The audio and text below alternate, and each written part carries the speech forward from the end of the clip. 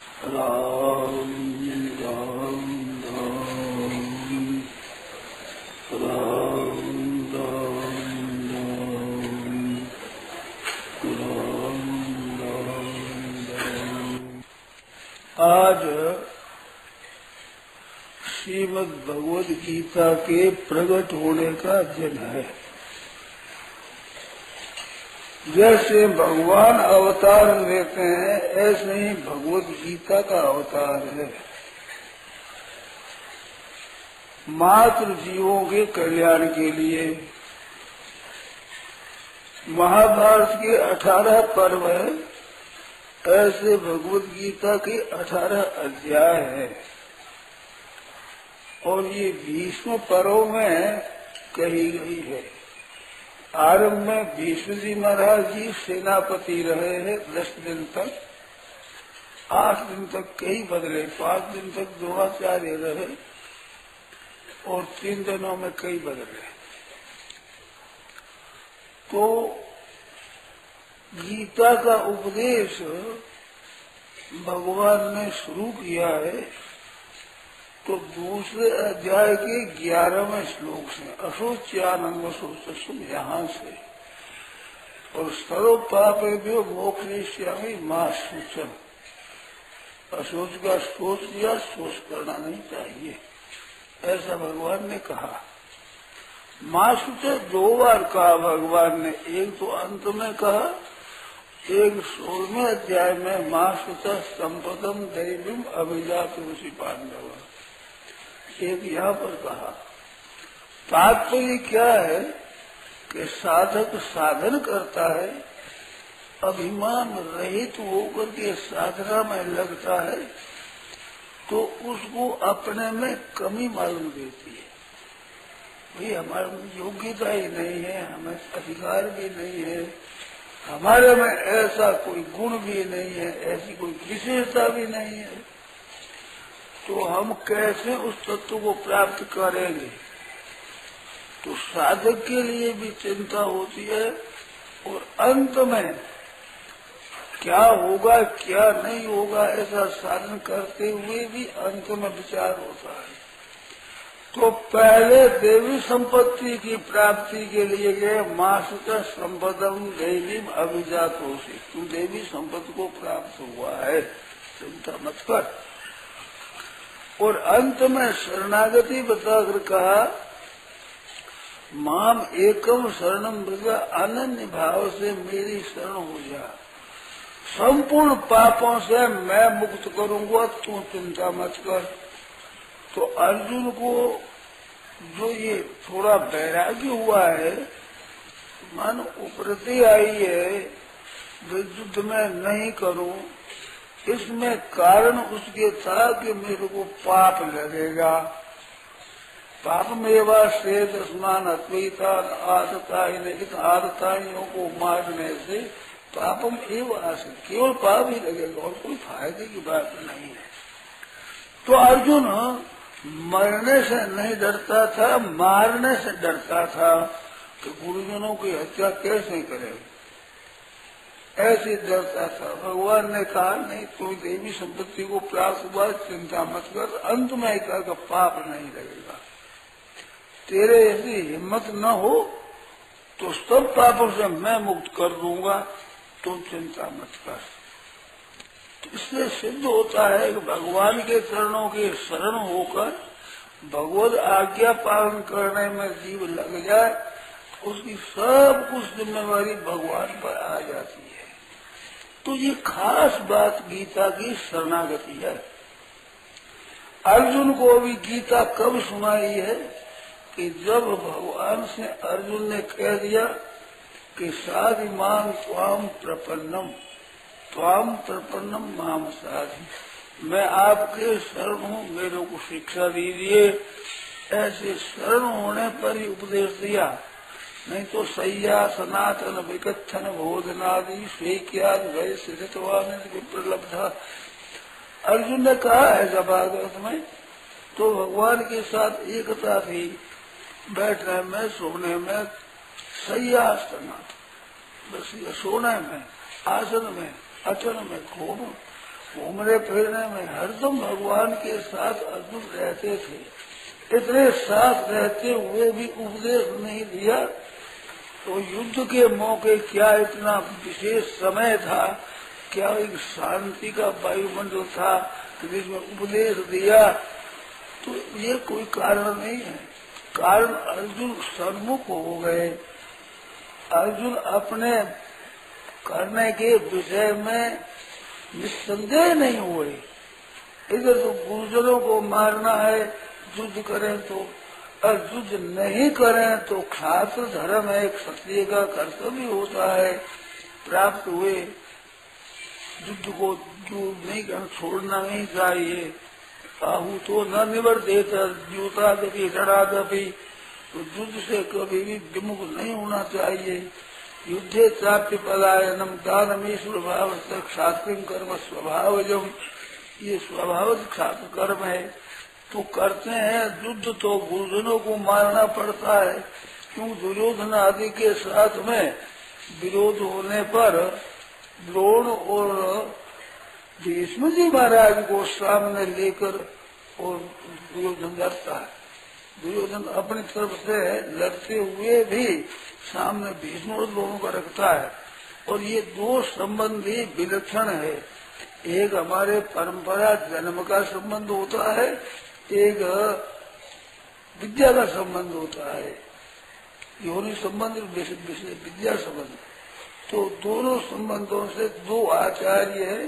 भीष्म जी महाराज तो हमारी कुल परंपरा के बड़े पूजनीय वृद्ध, हमारे पूजनीय आदरणीय कुटुंब के हैं। द्रोणाचार्य महाराज विद्या देने वाले हैं, और विद्या में भी अर्जुन के ऊपर बहुत कृपा थी द्रोणाचार्य की, बहुत विशेषता से वरदान भी दिया था कि मेरे शिष्यों में तेरे से बढ़कर कोई नहीं होगा।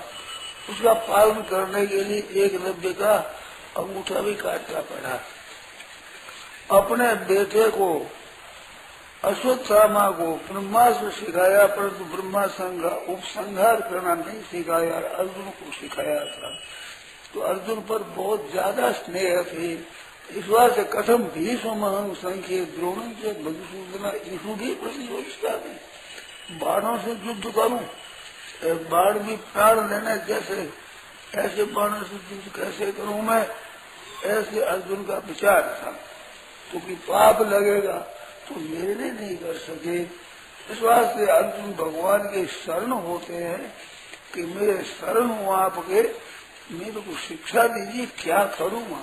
न चेतन विद्मा कतरन्नो गई, युद्ध करना न करना इसमें कौन सा श्रेष्ठ है पता नहीं, और युद्ध करे आपके कहने का उत्कृष्ट, भगवान कहते खड़ा हो जा युद्ध कर, तो उसमें भी यदा है दीवान हो जाए, हम जीतेंगे तो वे जीतेंगे, इसका भी कुछ पता है नहीं। ये तो बिना विद्मा, तो क्या करे।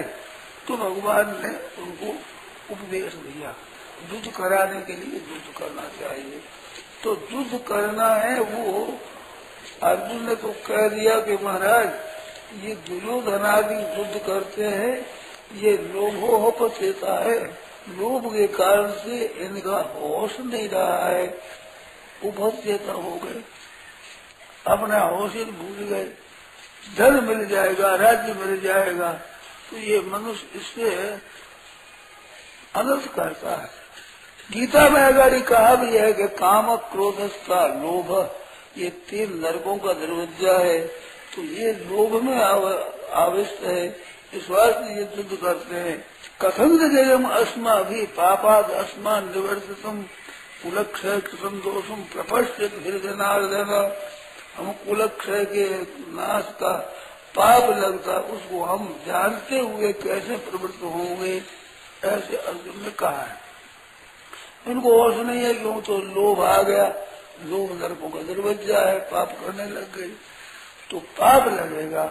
तो भगवान कहते पाप नहीं लगेगा, सब पापों से मैं मुक्त कर दूंगा।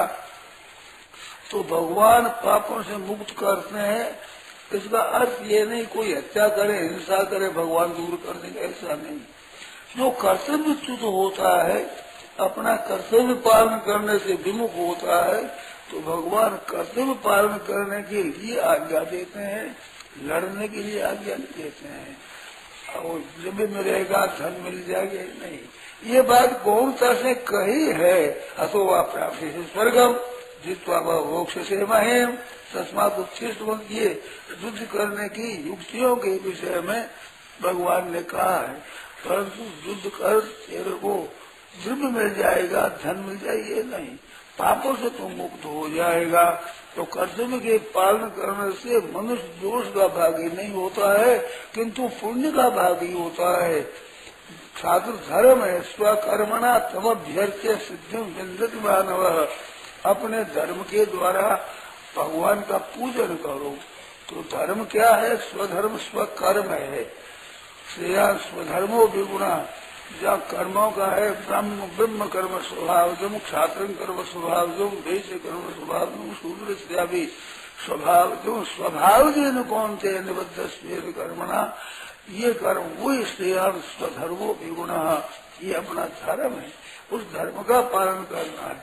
कभी धर्म त्याग कहा है गीता ने, सर्वधर्मान परित्यज्य माम एकम शरणम ब्रज। तो भगवान ने त्याग धर्म का कहा, किस विषय में कहा? माम एकम शरणम ब्रज, तुम धर्म का आश्रय मत लो, धर्म का भरोसा मत रखो, क्योंकि धर्म का भरोसा रखने से एवं कई धर्म मनुप्रपन्ना गता गतंग काम कामा लभन्ते, जिनके भीतर कामना होती है वे धर्म का आश्रय लेते हैं तो जन्म मरण में जाया करते हैं। कई धर्म मनुप्रमाणात, वेदों के कहने के अनुसार चलने वाले भी गतागतन काम कामा लभन्ते, कामना के कारण से। तो नरकों में ले जाने वाला युद्ध नहीं है, नरकों में ले जाने वाली कामना है। भाइयों बहनों ध्यान दो, ये कामना बहुत विचित्र है। ये ध्यान दो, ये विश्वास से कहता हूँ कि इसमें सावधान ज्यादा रहो, बड़ी मुश्किल हो, कामना छूटना बड़ा कठिन है। तो सुगम क्या है? भगवान की शरण होना, शरण होकर की कामना करे तो कामना नष्ट हो जाती है। पुकारे भगवान को, हे नाथ हे नाथ, हे प्रभु हे प्रभु हे प्रभु, तो कामना नष्ट हो जाती है। भगवान की कृपा से कामना नष्ट होती है। ऐसी कामना नाश करना बड़ा मुश्किल है। स्वयं भी कामना के नाश करने के लिए उद्योग करना चाहिए, परंतु जहाँ कठिनता आ जाती है वहाँ पर प्रभु के चरणों को शरण ले और उसको पुकारे, कहना तो मैं क्या करूँ। तो भगवान के शरण होने से सब काम ठीक होता है। तो शरण होने से ही उपदेश दिया है, और शरण होने पर उपदेश दिया दे करके अंत में सर्वगुह्य तुम बात गई कि माम एकम शरणम बजे, सबसे गोपनीय बात की मेरी शरण हो जाए। तो अर्जुन तो शरण थे, फिर शरण हो जाए, कहने क्या जरूरत थी पृष्ठ पोषण करने की। कहते अर्जुन शरण हुए, परंतु अगाड़ी कह दिया कि मैं योग से, ऐसा कहकर चुप हो गया। शरण होने के बाद युद्ध नहीं करूंगा, तो शरण होने के बाद युद्ध नहीं करूंगा कहना है, ये बड़ा अटपटा है। तो भगवान हंसे मुस्कुराए, क्या करता है, बचपन की बातें करता है। शरण तो मेरे होता है, युद्ध नहीं करूंगा निर्णय अपना कर लेता है, इस बात से मुस्कुराए हंसे भगवान। परंतु कृपा बहुत थी, उसने कह दिया नहीं युद्ध करूंगा तो भी छोड़ा नहीं, अच्छा नहीं कर तुम ऐसे जाओ, ऐसा नहीं कहा, उपदेश देना शुरू कर दिया।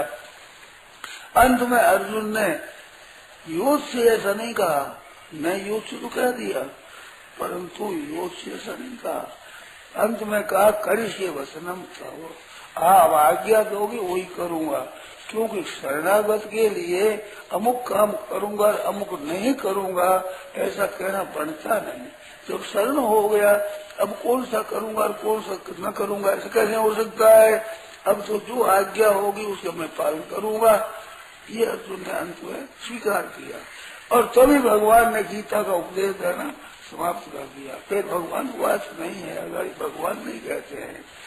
ये शुरू करते हैं दूसरे पहले अध्याय के 20वें श्लोक से, वह भी अथ आया। अथ व्यवस्था दृष्टवा शास्त्रान कपित ध्वज, यथ ग्रंथ का आरंभ होता है वो अथ है।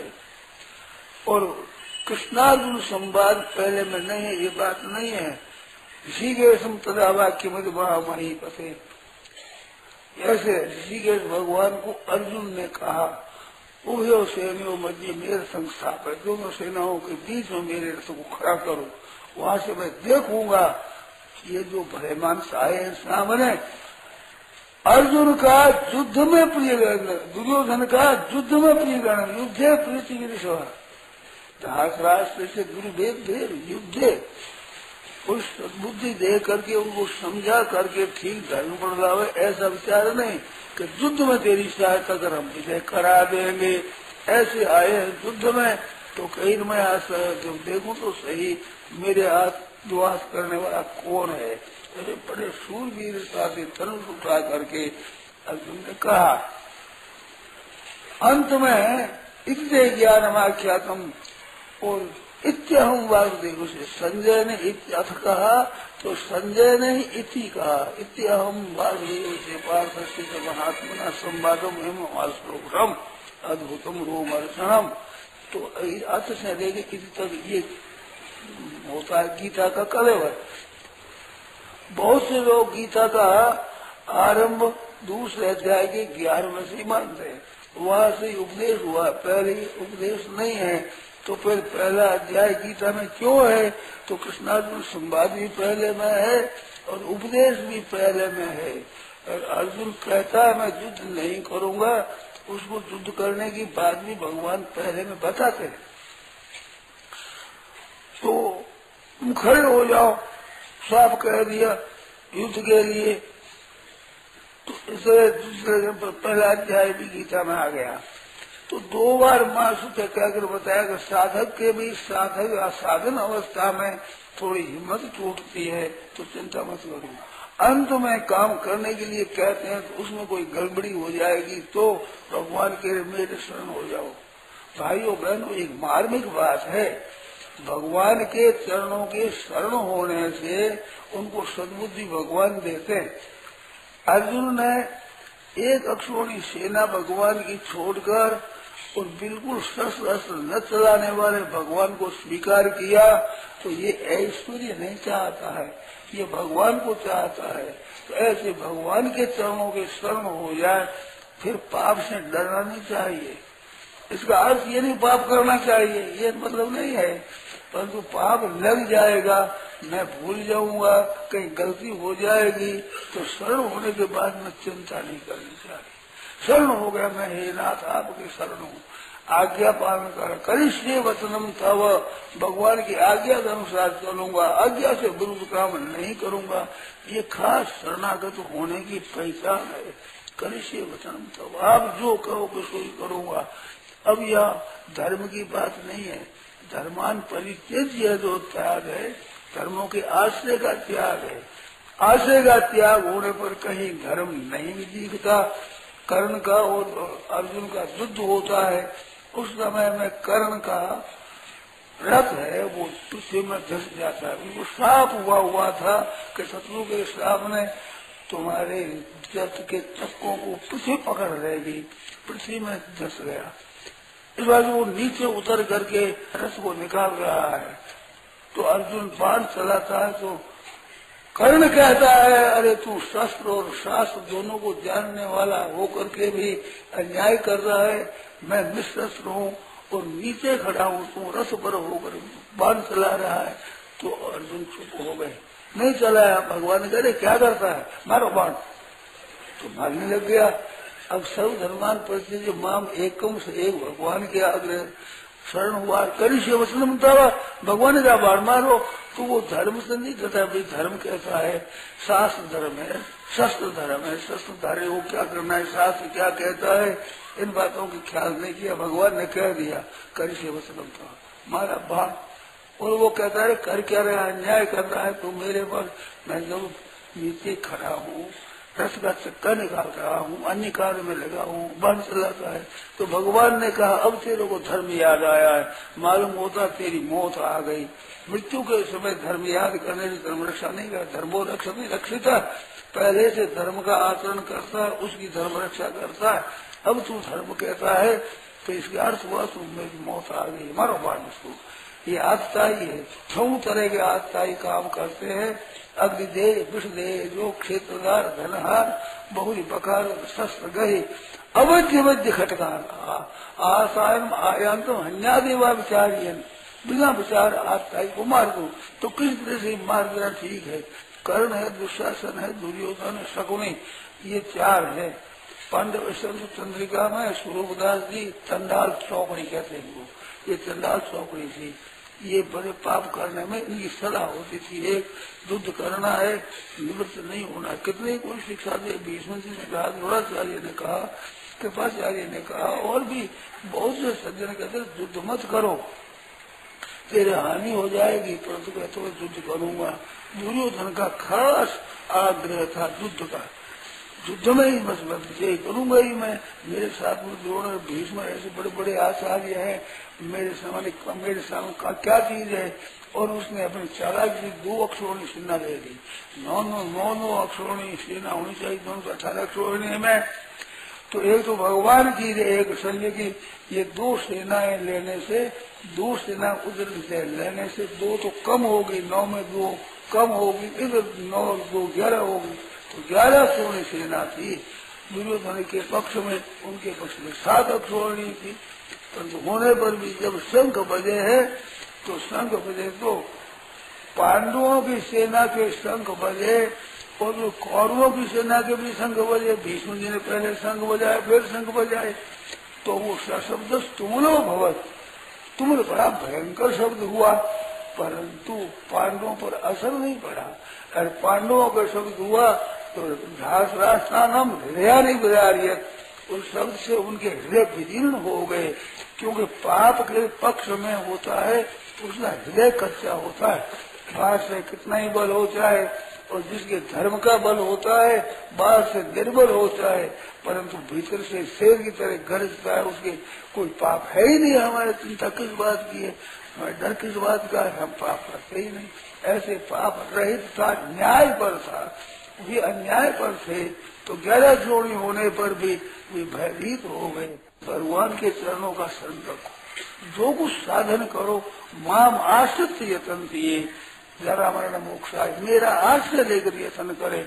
अपना यत्न तो करना है, क्योंकि यत्न करने की शक्ति है, उसका सदुपयोग करने के लिए शक्ति का आश्रय नहीं है। हमारी शक्ति से हम विजय करेंगे, विजय तो भगवान की कृपा से होगा, उसे शरण हो गए। परंतु अपना आचरण शुद्ध और निर्मल बनावे, कोई पाप का आचरण करे नहीं। जिसको पाप समझते हो वो मत करो, कम से कम इतना ख्याल रखो, अन्याय को नहीं करना चाहिए। गीता के देखने से एक बात विलक्षण समझ में आती है, विचित्र बात है, वो ध्यान देकर सुनना है और गलती नहीं करना है। गीता के अनुसार अगर मर्यादा पर चलता है तो भगवान की प्राप्ति, मोक्ष जिसकी कहते हैं, मुक्ति कहते हैं, उसके लिए नया काम करना नहीं पड़ता। जो काम कर रहे हैं उसी न्याय युक्त करते रहो, मुक्ति स्वतः हो जाएगी। कि मुक्ति क्रिया साध्य नहीं है, कोई उद्योग साध्य नहीं है, पुरुषार्थ साध्य से बड़ा भारी उद्योग करेंगे तो जैसी नहीं है। मुक्ति तो स्वतः है, ये मुक्त ही है, मुक्त है, उसके तो केवल याद दिलाना है, उसे ख्याल करना है, सदा मुक्त है। तो शास्त्रीय काम, भगवान के लिए काम और संसारिक काम करने में 2 तरीका है, एक तरीका नहीं है। लोग एक तरीका ही लगाते हैं। प्राय उपदेश भी बहुत से होते हैं जिसमें एक तरीका ही आश्रय लेते हैं। जैसे सांसारिक काम है ऐसे ही भगवत संबंधी काम है, परंतु भगवत संबंधी काम ऐसे नहीं है। भगवत संबंधी काम तो केवल करते भी अपना तत्परता से पालन करना है, मुक्ति स्वतः हो जाएगी। बंधन क्या है? हम जो आसक्ति से, कामना से, स्वार्थ बुद्धि लेकर काम करते हैं, यही बंधन है। इसका त्याग करो, खूब अपना कर्तव्य पालन करते करते मुक्त तो स्वतः हो जाओगे। क्यों? नित्य मुक्त स्वरूप है इसका स्वरूप। इस बात से गुणातीत के लक्षणों में सम दुख सुख स्वस्थ स्व में स्थित रहना, स्व जो अपना माना है, जो कर्म है, धर्म है, जाति है, वर्ण है, आश्रम है, अपना स्वरूप है, जो स्व माना है उसमें स्थित रहे, उससे विचलित न हो तो सम दुख सुख हो जाएगा। ये सुख दुख में विषमता आती है। प्रकृतिस्थ होने, प्रकृतिस्थ होता है स्वार्थ को लेकर, नाशवान पदार्थों की इच्छा करके, और ये फंसता है।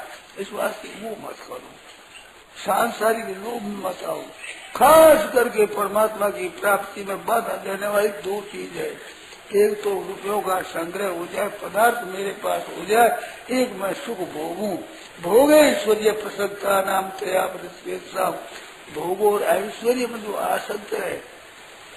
और पहले पुष्पित वाणी के 41-42-43 में, वो 44 में कहते हैं भोग और ऐश्वर्य को आसक्त है, संग्रह करने में और सुख भोगने में आसक्त है, वे मुक्ति तो क्या करे, मुक्ति का निर्णय तो नहीं कर सकते कि हमारा कल्याण करना, ऐसा निश्चय भी उनके नहीं होता। व्यवसायत्म व्यक्ति समाज हो न विधीये थे, परमात्मा स्वरूप में निश्चय वाली बुद्धि नहीं होती।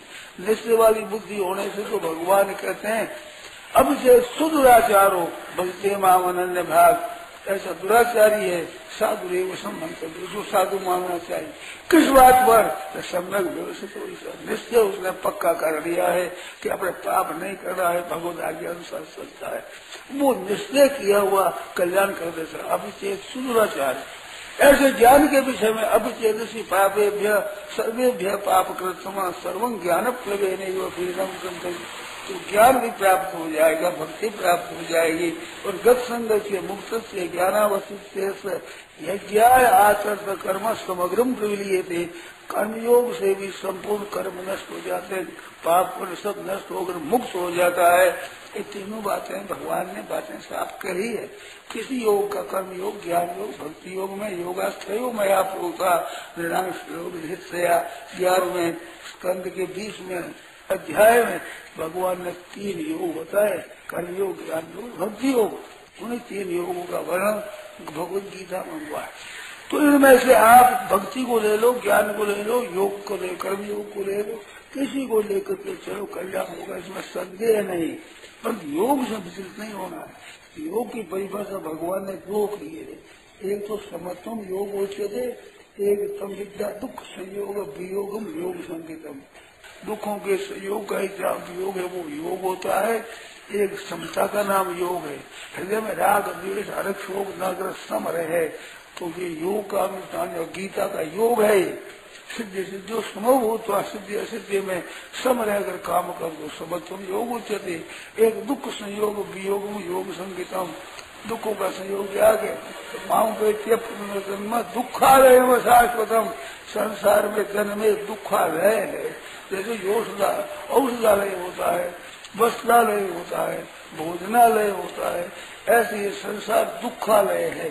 परंतु कब? जब कामना रखता है, नहीं तो वासुदेव सर्वम,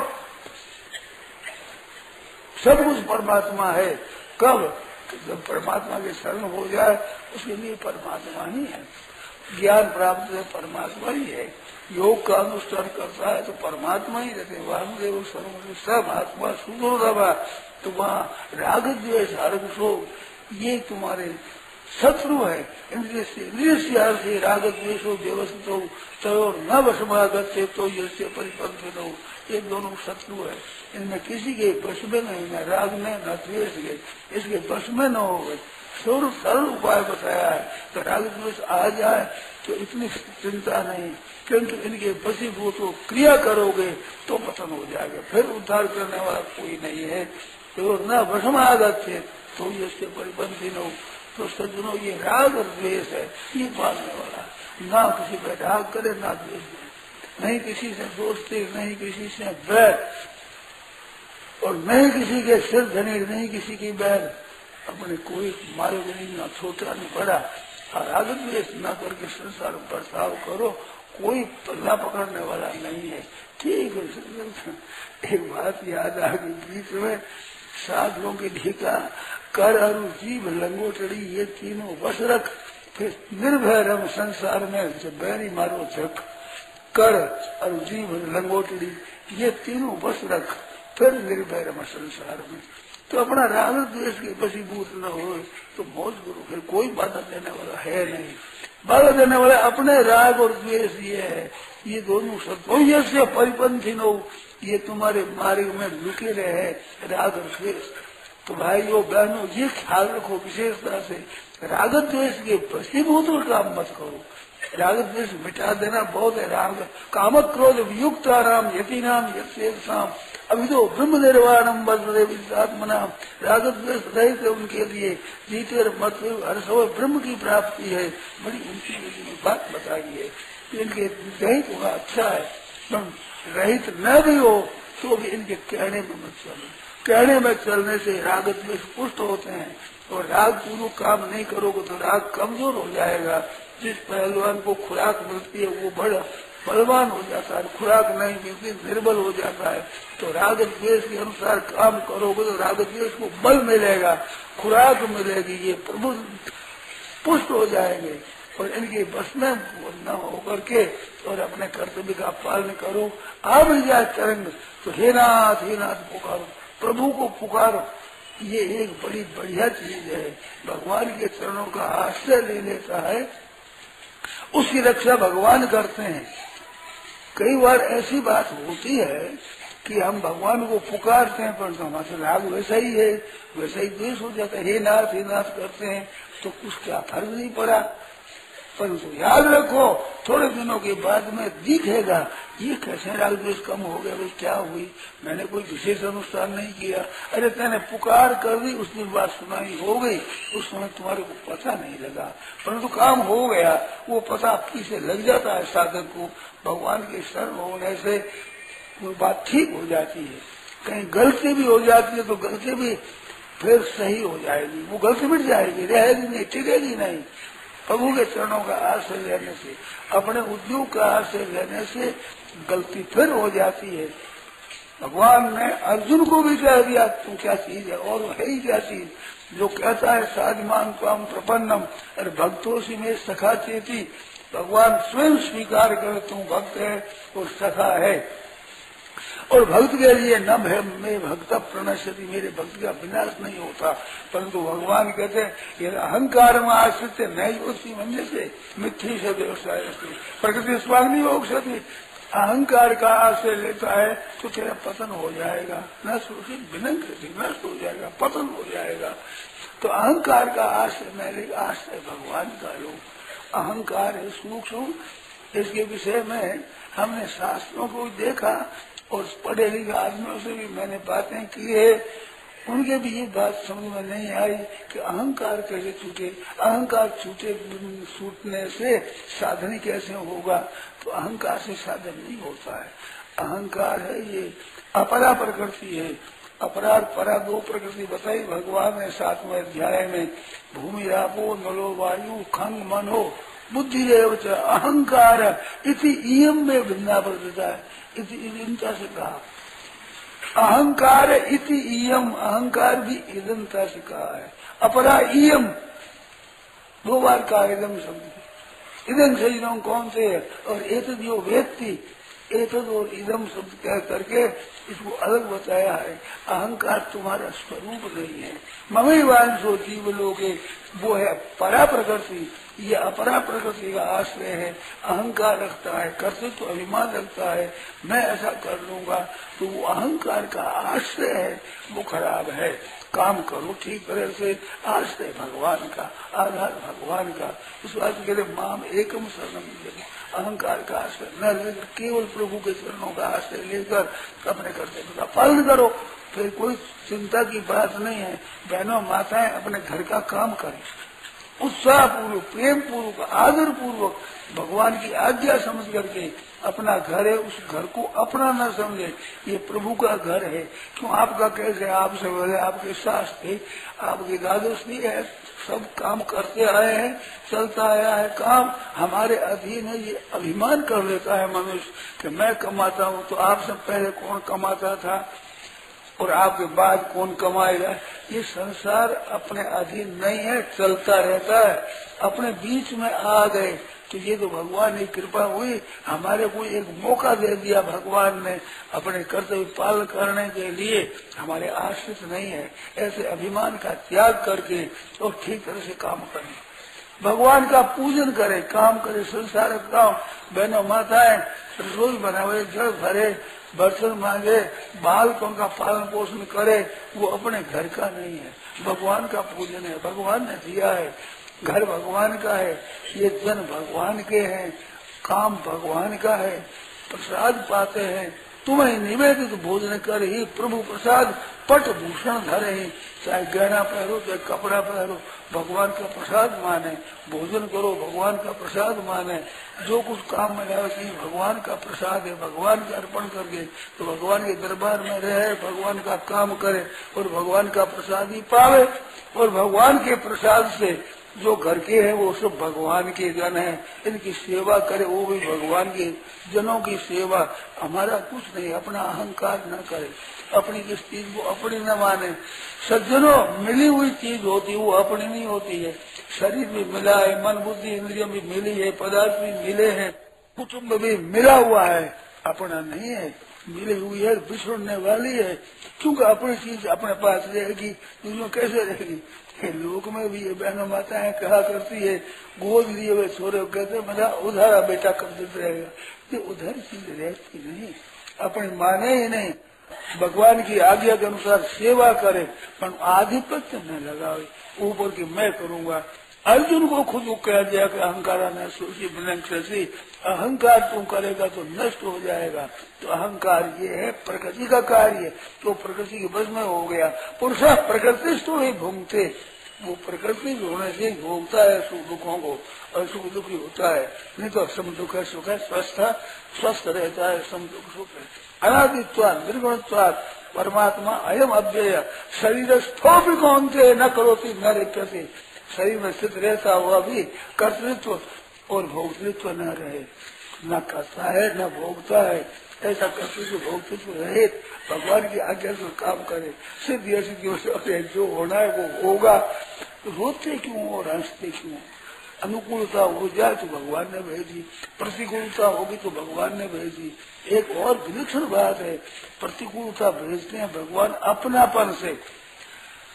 कई बार मैंने कहा है, किसी माँ के मन में प्रसन्नता हो जाए, आदर हो जाए, तो कई छोरे खेल रहे हैं, सब बालुओं को तो लड्डू दे दो, जलेबी दे दो, उसको दे दो, बच्चे खेल रहे हैं। तो ऐसे हरेक माँ दे सकती है, बन थप्पड़ है कि नहीं दे सकती। उद्दंडता करते हुए छोरों के भी कुछ नहीं कहती, शिकायत कर सकती है उसकी माँ से। थप्पड़ अपना लड़का है, उसे थप्पड़ जमाती है। तो प्रतिकूलता भगवान भेजते हैं, वो अपनापन से भेजते हैं। इस वास्ते प्रतिकूलता में बड़े प्रसन्न हो कि भगवान का अपनापन है। अरे प्रतिकूलता में इतना दुख नहीं है जितना आनंद और सुख भगवान के शरणागति में है, भगवान अपने मानते हैं। सीता जी खोज के लिए गए हैं समुद्र के किनारे, उस समय बात ये हुई तो जाम्बवान ने कहा हम बड़ भागी हैं, भगवान के काम करते हैं, उनमें लग गए भगवान के निमित्त में। तो भगवान का काम करते हुए फिर प्रसन्न रहो, मौज रहो। अपने स्वार्थ और अभिमान में बाधा होती है, ये अगर नहीं रखा जाए, स्वार्थ और अभिमान का न रख करके काम करे, पर काम करते हुए ऐसी तत्परता से करो कि जिसने विजय हमारी हो, व्यापार करते हुए जिसने मुनाफा हो, ऐसे सोच समझ करो। पर मुनाफा नहीं हो तो दुख नहीं करे, मुनाफा हो जाए तो अभिमान न करे, ये तो भगवान का देना है, हो गया है, इस बार चिंता फिक्र न करे। ऐसे होकर क्षमता को रख करके भगवान ने तो समत्वम योग उच्चते, ये गीता का योग है, ये प्राणायाम नहीं, समाधि नहीं, उसको एकाग्र करना नहीं, सिद्धि असिद्धि में सम रहना। और दुख संयोग वियोगम, संसार की आसक्ति है, ये सब दुखों का कारण है, दुखालय है। तो दुख संयोग का वियोग सर्वथा वो भी योग है। तो संसार का वियोग योग है, परमात्मा का संबंध योग है। योग नाम मिलने का है। योग के अर्थ 3 आए गीता में, एक संबंध का नाम योग आया है और एक समाधि का नाम योग आया है। युजल समाध हो, युजल योग है, ये 2 अर्थ है। तीसरा आया है संयम ने, जो इंद्रियों पर काबू रखे अपना, उसका नाम भी योग है। तो भगवान ने कहा है पश्चिम में योग में ईश्वरम, मेरा ऐश्वर योग ईश्वर संबंधी योग देख, सामर्थ्य देख मेरी। तो सामर्थ्य में योग शब्द का प्रयोग उसमें भी आया है। और योगी उनके सतों आत्मा में रह सकता है। योग मन लगाने का नाम योग है। समत्वम योग है। खास गीता का अर्थ समता है, ये योग है। इस योग का अनुष्ठान करो। भक्ति भक्ति योग, ज्ञान और ज्ञान योग, कर्म और कर्म योग, तो ये दो है। कर्म दूजा है, कर्म योग दूजा है। कर्म तो संसार के लिए है, तो उसमें समता आने से कर्म योग हो जाएगा। ऐसे भगवान का भजन आदि करना भक्ति है, परंतु उसमें समता आने से भक्ति योग हो जाएगा। ज्ञान बहुत विशेष समझदारी बात आती है, पर समझने पर भी ज्ञान कहलाता है, पर योग नहीं हुआ। तपस्वी भ्यो देखो योगी, ज्ञानी भ्यो मतो धिका, कर्मी भ्यस्ता देखो योगी, तस्मात योगी भजना। योग नाम समता का है। गीता का सिद्धांत समता रहे। मन में राग द्वेष हर घर शोक है तो ये से परिपंथ हो, ये शत्रु है, इनके वशीभूत न हो, वशीभूत और क्रिया न करे। बस भगवान के चरणों का आश्रय लेकर, उसी कृपा का आश्रय लेकर के काम करे, तो उसने जल्दी सुगमता से जीव की मुक्ति हो जाती है। गीता में बहुत विलक्षण विलक्षण बातें बताई है, उसका अनुष्ठान करो। गीता याद करो। गीता की तत्ववेशनी आदि टीकाएं हैं, उन टीकाओं को पढ़ो। संत महात्माओं के लेख है, उनको आप पढ़ो, उनसे गीता का भाव खुलेगा।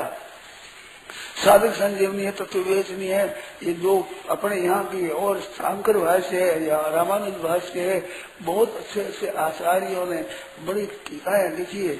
उन टीकाओं को पढ़ो और अपने आचरण में लाओ। तो आज गीता जयंती का उत्सव है, इस वास्ते गीता पढ़ने का नियम लो कि हम 18 अध्याय रोजाना पढ़ेंगे, अथवा 9 अध्याय रोजाना पढ़ेंगे, अथवा 6 अध्याय पढ़ेंगे, अथवा 3 पढ़ेंगे। कम से कम 15 दिन में गीता पूरी कर ले, इतना तो ले ही नहीं। पर तिथि के अनुसार से आज एकादशी तो 11वां अध्याय, द्वादश को 12, 13, 14, 15 और चतुर्दशी को 16, 17 और 18, 3 अध्याय बढ़ते हैं। 12, 13, 14, 3 दिनों में 2 अध्याय कर लें, 18वां अध्याय कर लें। तिथि घट जाए तो अपने 17, 16, 2 दिन कर दो, और तिथि बढ़ जाए तो 2 दिन कर दो, घट जाए तो 7वां 8वां 1 दिन कर दो।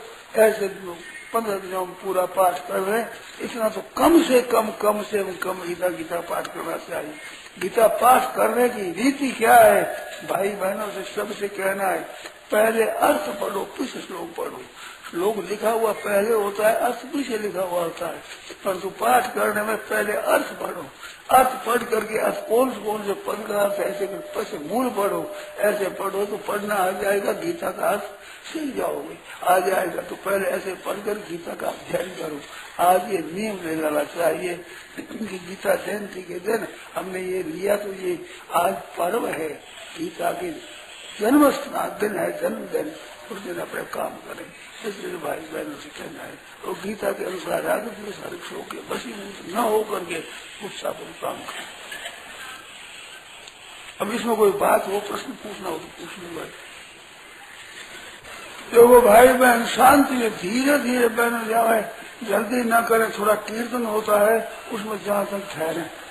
जय सीता राम सीता राम सीता राम, जय सीता, जय सीता राम सीता राम,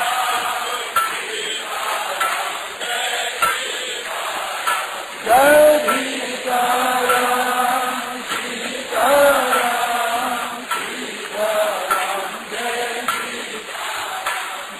सीता राम सीता राम सीता राम, जय सीता राम, जय सीता,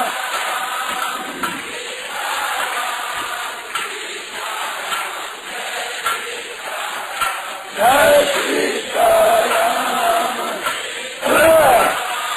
सीता राम, जय सीता राम, जय सीता राम सीता, सीता राम, जय सीता राम, जय सीता राम,